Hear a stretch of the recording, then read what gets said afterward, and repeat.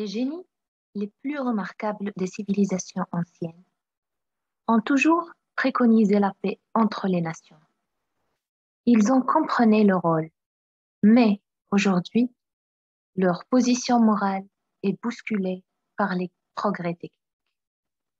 Et notre humanité civilisée découvre le nouveau sens du mot paix. Il s'appelle la survie. Aussi serait-il concevable qu'un homme, en son âme et conscience, puisse éluder sa réelle responsabilité dans le problème de la paix? Dans tous les pays du monde, des groupes industriels puissants fabriquent des armes ou participent à leur fabrication. Et dans tous les pays du monde, ils s'opposent au règlement pacifique du moindre litige international. Mais, contre eux, les gouvernants atteindront cet objectif essentiel de la paix, quand la majorité des électeurs les appuiera énergiquement. Car nous vivons en régime démocratique et notre destin et celui de notre peuple dépendent entièrement de nous. La volonté collective s'inspirera de cette intime conviction personnelle.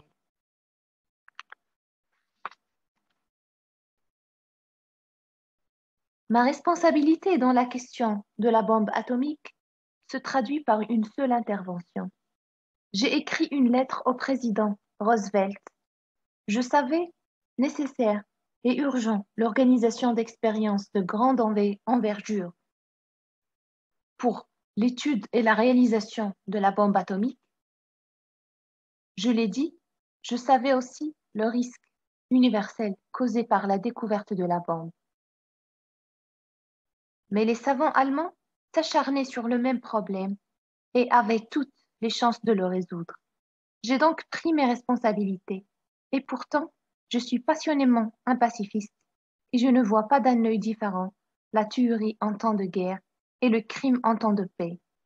Puisque les nations ne se résolvent pas à supprimer la guerre par une action commune, puisqu'elles ne surmontent pas les conflits par un arbitrage pacifique, et puisqu'elles ne fondent pas leurs droits sur la loi, elles se contraignent inexorablement à préparer la guerre.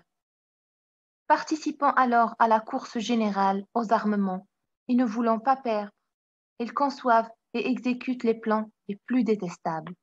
Elles se précipitent vers la guerre, mais aujourd'hui, la guerre s'appelle l'anéantissement de l'humanité.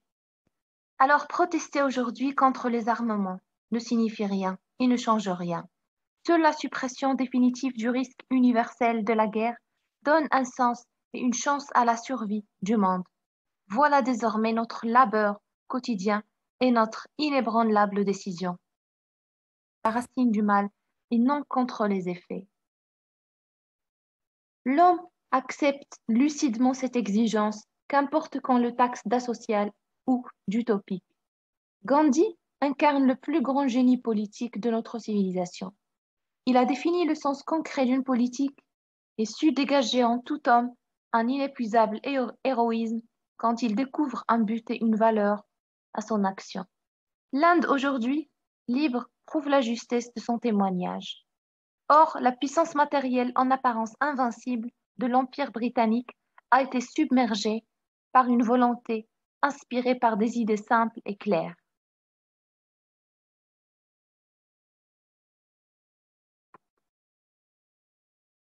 Mesdames, Messieurs, je vous remercie puisque vous me permettez d'exprimer mes idées sur ce problème.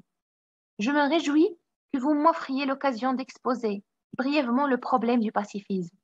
L'évolution des dernières années a de nouveau souligné combien nous avons peu de raisons de confier au gouvernement la responsabilité dans la lutte contre les armements et le comportement belliqueux.